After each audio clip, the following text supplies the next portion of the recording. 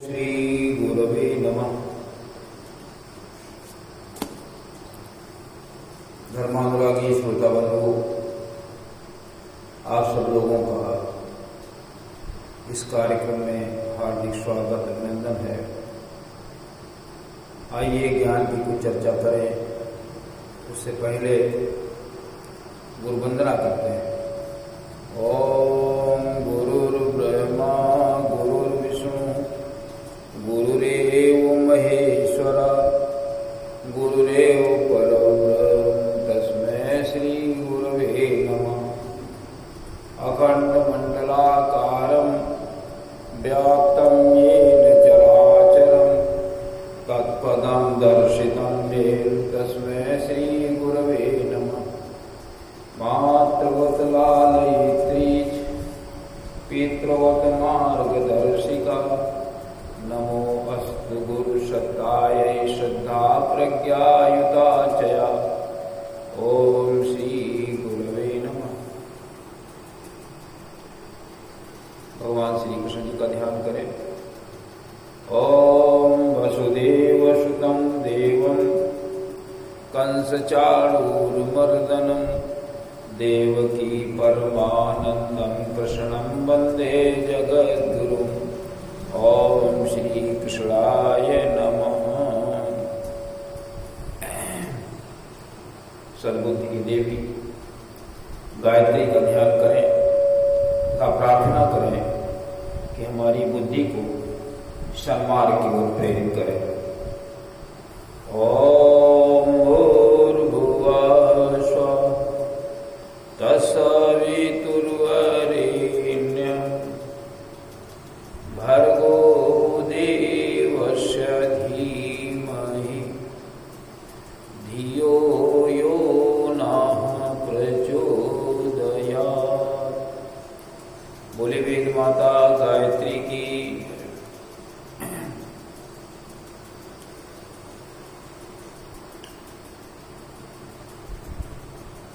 भगवान त्र्यंबकम से प्रार्थना करें कि हम सभी लोग स्वस्थ रहें, कोई रोग न लगने पाए। स्वस्थ रहेंगे तभी कुछ कर सकते हैं। रोगी व्यक्ति क्या कर सकता है? चले त्र्यंबकम से प्रार्थना करें। ओम त्र्यंबकं यजामहि सुगंधिं पुष्टिवर्धनम् उर्वारुकमिव बंधनान् मृत्योर्मुक्षीयमामृतात्। बोली त्र्यंबक भगवान की जय। भाइयों बहनों, पिछले सत्संग में हमने बताया था कि हनुमान जी अशोक वाटिका में फल खाए, वृक्ष उखाड़े और उनके एक बेटे को भी मार दिया। मेघनाथ आया और मेघनाथ के भी रथ को हनुमान जी ने तोड़ दिया। जो सैनिक थे उनको भी मारा। मेघनाथ के भी एक मुष्टिका मार दी सर पे, मूर्छित होकर के गिर पड़े। जब मूर्छा जागी तो उन्होंने सोचा कि ये तो बहुत भयानक बंदर है, ये ऐसे नहीं मानेगा। तो उन्होंने ब्रह्मास्त्र का प्रयोग किया। मुष्टिका मारकर हनुमान जी पेड़ पर चढ़ गए, ब्रह्मास्त्र का प्रयोग किया तो हनुमान जी ने ब्रह्मास्त्र का आदर किया और ब्रह्मास्त्र लगा और जमीन पर गिर पड़े। नागफास में बांध लिया मेघनाथ ने,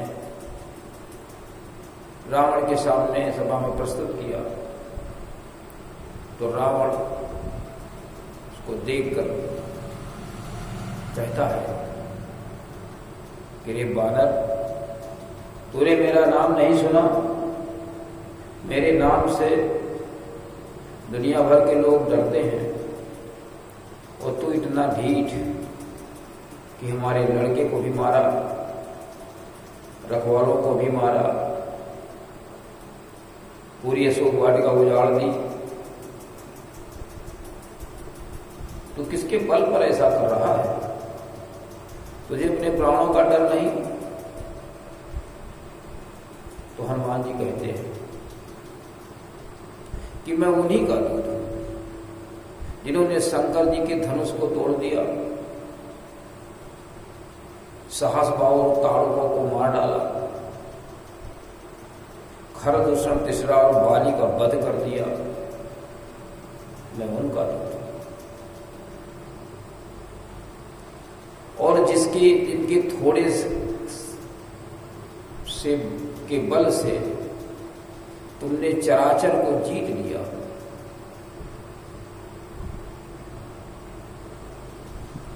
चराचर को जीत लिया, जिनकी पत्नी को आप अकेले में हार लाए, मैं उन्हीं का। क्या कहता है हनुमान जी? क्या कहते हैं? जाके बल लवलेशते जिते हूँ चराचर छारी, तासुदूत में जा करी हरियाने प्रिय नारी। उनकी प्रिय स्त्री को अकेले में आप चोरी से हार लाए हैं, उन्हीं का मैं दूत। और हनुमान जी उसे कहते हैं कि अगर मेरी बात माने तो आप उनसे बैर न लें। आपको कोई बचा नहीं पाएगा। हजारों शंकर और विष्णु और ब्रह्मा जी भी आपको नहीं बचा पाएंगे। इससे उचित है, कल्याण आपका इसी में है कि उनकी पत्नी को आप, जानकी जी को आप उनको वापस कर दें।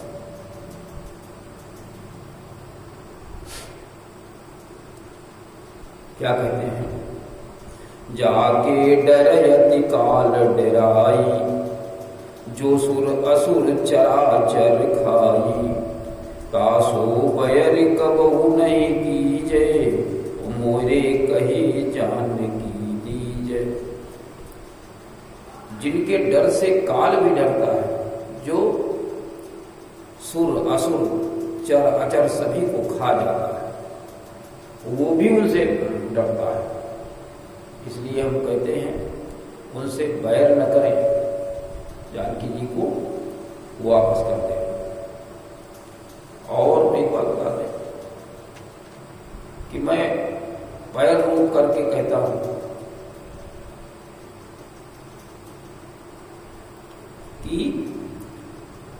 कि उनसे अगर आपने लड़ाई ले ली तो दुनिया में कोई आपको आपकी रक्षा नहीं कर पाएगा। क्या कहते हैं हनुमान जी? सुनु 10 कंठ कहूं पन रूपी, विमुख राम त्राता नहीं कोपी। कोई भी आपकी रक्षा नहीं कर पाएगा। और यहां तक कि हजारों शंकर विष्णु ब्रह्मा भी आपकी रक्षा नहीं कर पाएंगे। शंकर सहस विष्णु अज तो ही, ओ सकहीं न राखी राम कर द्रोही। राम के द्रोही को कोई रख नहीं सकता। जयंत का उदाहरण भी बता दिया, कोई किसी ने रक्षा नहीं की उसकी। और ये जो कुछ है ये आपके अज्ञान के कारण हो रहा है। ये जो समस्याएं पैदा हो रही हैं, ये अज्ञान के कारण हो रही हैं। और ये तमो गुणी अभिमान को आप छोड़ दीजिए। क्या कहता है?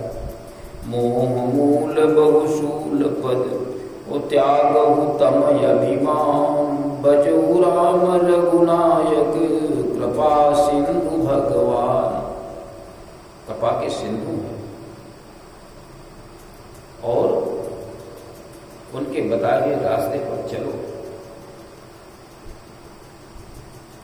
ये जो आपने किया है ये है, आपने गलत किया है और ये अज्ञान का कारण है। इसके जड़ में अज्ञान है और ये बहुत दुखदायी है, बहुशूलप्रद, नाना प्रकार के आपके लिए कष्ट उत्पन्न होंगे इसमें। और ये तम रूपी अभिमान है, इसको छोड़ दीजिए। रावण को बहुत क्रोध आया, उसने कहा ये बंदर बहुत ज्ञानी है, इसको मार क्यों नहीं डालते हो, इसके प्राणों को ले लो जल्दी से। क्या कहता है रावण, सुनी कप बचन बहुत खिसियाना, ओ बेगी न हरो मूढ़ कर प्राण, इसके प्राणों को ले लो। तो राक्षस लोग दौड़ पड़े। अब बंधन में थे हनुमान जी, लेकिन कुछ मंत्रीगण भीषण आ गए। उन्होंने कहा देखो नीति की बातें नहीं है, दूत को मारा नहीं जाता, दंड तो दे दिया जाता है लेकिन मारा नहीं जाता, मारिए मत इसको, ये नीति के खिलाफ, दंड जो चाहे सो दे दे। तो लोगों ने कहा इसकी पूंछ पर ममता बहुत है, बंदर की पूंछ पर ममता बहुत होती है, तो इसकी पूंछ में आग लगा दो। हनुमान जी ने सोचा ये तो बहुत बढ़िया बात हो गई, पूंछ पे हमारी भी आग लगाते हैं तो हम इनको सबक सिखा देंगे। ये बात सभी को पसंद आई, इसी को मंत्र कहा। ये मंत्रणा हुई, पूंछ में आग लगा दीजिए। मंत्रणा को ही मंत्र कहते हैं। मंत्र का अर्थ है मंत्रणा। सब लोगों ने मंत्रणा की, वही कार्य होने लगा। तो मंत्र का अर्थ है मंत्रणा, ये मंत्रणा की गई। तो कहते हैं सभी के विभीषण आदि कि आन दंड कछु करिय गोसाई, वो सब ही कहा मंत्र भल भाई। ये मंत्र अच्छा है कि और कोई दंड इसको दे दो। तो आदेश हुआ कि इसके पूंछ में कपड़े बांध करके तेल डाल करके आग लगा दो, बस इसकी पूंछ जल जाएगी। तो लोगों ने इसे किया, घरों से गए, अपने कपड़े ले आए, तेल ले आए, बांधने लगे। हनुमान जी पूंछ बढ़ाने लगे, बहुत बड़ी लंबी पूंछ कर दी। इतना, अब ये कितना सही कितना गलत कि कहते हैं कि लंका में तेल और कपड़े रहे ही नहीं, इतने बांध दिए। लिखा है कि रहान नगर बसन घृत तेला, ओ बाढ़ी पूंछ कीन कभी खेला। बांधे गए, और फिर रस्सी में लिए, थोड़े इधर थोड़े उधर, गली गली घुमाने लगे हनुमान जी को। ढोल बजाने लगे, तालियां बजाने लगे, कोई मारने लगा, कोई लात मार देता, कोई कुछ। बाजही ढोल देहि सब तारी, और नगर फेरी पुनि पूछ प्रजा। नगर घुमाया, कुछ में आग लगा दी। तो हनुमान जी ने क्या किया, छोटा रूप बना दिया। छोटा रूप बना लिया तो रस्सियां सब ढीली हो गई और उसे निकल गए बाहर निकल करके एक छत पर चढ़ गए। फिर उन्होंने बहुत लंबा ऊंचा कनक, बहुत बड़ा शरीर बना लिया, पर्वताकार। बहुत तेजी से हंसे और गरजे थे, हवाएं तेज चलने लगी, सब 49 प्रकार की हवाएं चलने लगी, बहुत तेजी के साथ। तुलसीदास जी ने लिखा कि हरि प्रेरित ते ही अवसर, चले मरुत 49, अट्टहास करी कर जा, कभी बढ़ लागे आकाश, और आसमान में लग गए।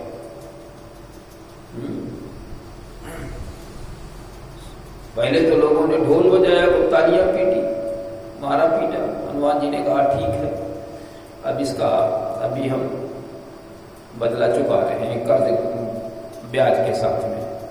बाजहि ढोल देहि सब तारी, और नगर फेर पुण्य पूछ प्रजारी। आग लगाई, ठीक है, लगा दिया है आप लोगों ने, देखते हैं भी। अब हनुमान जी आकाश में लग गए बढ़ करके, इधर से उधर, उधर से इधर, इधर से उधर, सब आग लगा दी पूरे। केवल भीषण का घर छोड़ा, सब में आग लगा दी। और क्षण भर में ही देखते देखते सब हाहाकार मचने लगा। महिलाएं, बच्चे सब चिल्लाने लगे, बचाओ बचाओ बचाओ। कौन बचाए? वहां न जाने कितनी दूरी से तो लपटे आ रही, पास कोई जा नहीं सकता, पानी छोड़ नहीं सकता, क्या कर सकता। ऐसी स्थिति बन गई। ऐसा लग रहा है सब तमाशा देख रहे हैं, और जैसे अनाथ का घर जल रहा, गाँव जल रहा हो, ऐसा नगर जल रहा, ऐसा। ये क्या है? एक साधु पुरुष की अपमान के कारण। हनुमान जी का अगर इतना अपमान न करते तो शायद ये कुछ ना होता। साधु पुरुष का अपमान नहीं करना चाहिए, उसके दिल को ठेस नहीं पहुंचानी चाहिए। वो परमात्मा का एक दास होता है, परमात्मा का एक अंग होता है साधु पुरुष, और उसको अगर आप प्रताड़ित करेंगे तो फिर ईश्वर तो नाराज होएगा ही।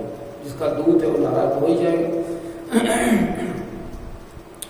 तुलसीदास जी ने साधु अवज्ञा कर फल वैसा, जरे नगर अनाथ कर जैसा। जारा नगर निमिष एक माही, एक विभीषण कर ग्रह नाही। सारा नगर जला दिया, केवल विभीषण का घर रह गया। तो यहां हम सब लोगों को सीख लेनी चाहिए कि अगर साधु पुरुष हो, कोई सज्जन हो, कोई विप्र हो, कोई सद्गुरु हो, कोई संत हो, संत हो, अगर न भी हो तो भी हमें उसे अपमानित नहीं करना चाहिए। अगर कुछ नहीं दे सकते हो तो उसको अपमानजनक शब्द भी न कहो। ऐसा हम सब लोगों को सोचना चाहिए, यहां सीख लेनी चाहिए कि साधु पुरुष अगर अंदर से नाराज हुआ तो फिर उसके परिणाम ऐसे ही होते हैं भयंकर। जरई नगर अनाथ कर जैसा, जैसे अनाथ का घर जल रहा हो, इस प्रकार की गति होने लगती है। तो आज इस प्रसंग में बहुत सी बातें हमें हृदयंगम करने के लिए मिल रही हैं। पहली चीज तो ये है कि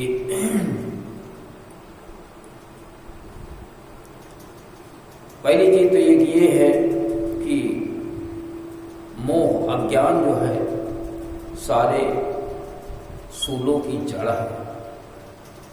मोह मूल बहुशूल पद, मोह मूल बहुशूल पद त्यागो उत्तम विमान। और भगवान जिस रास्ते को भगवान ने बताया उसी के अनुसार हम सबको चलना चाहिए, क्योंकि भगवान जिस रास्ते से गए हैं, ईश्वर गए हैं, हमारा गया है परमात्मा, भगवान गया है, वो रास्ता सबके लिए श्रेष्ठकर है और सबके लिए लाभकर भी है। तो हमें सभी लोगों को उस रास्ते से ही चलना चाहिए। दूसरी चीज ये है कि साधु पुरुष को कभी अपमानित नहीं करना चाहिए। अपमान करने से ये सारे नुकसान जो आप देख रहे हैं, लंका जलकर राख हो गई। अब सबने तो अपराध नहीं किया था, कुछ ने किया था। रावण ने सबसे बड़ा अपराध किया, बाकी सबने उसका सहयोग दिया, तो फल सभी को भोगना पड़ता है। राजा अगर गलत करता है तो सारी प्रजा कष्ट में आ जाती है। राजा अगर श्रेष्ठ कर्म करता है तो सारे लोग आराम का जीवन जीते हैं। इसी प्रकार घर का मुखिया अगर श्रेष्ठ कर्म करता है तो परिवार के सारे लोग सुखी होते हैं। अगर गलत कर्म करता है कोई तो सारे लोगों को कष्ट उठाना पड़ता है। इसलिए हम सब लोगों को श्रेष्ठ कर्म करने चाहिए। श्रेष्ठ कर्म करने से अच्छे काम करने से हमें पुण्य मिलता है, उसका फल सारे परिवार को मिलता है। सभी लोग दिनों दिन वृद्धि की ओर आगे बढ़ते हैं। तो हम सब लोग श्रेष्ठ कर्म करें और परमात्मा के बताए रास्ते पर चले। इसी के साथ में आज के कार्यक्रम का समापन करते हैं। ओम शांति।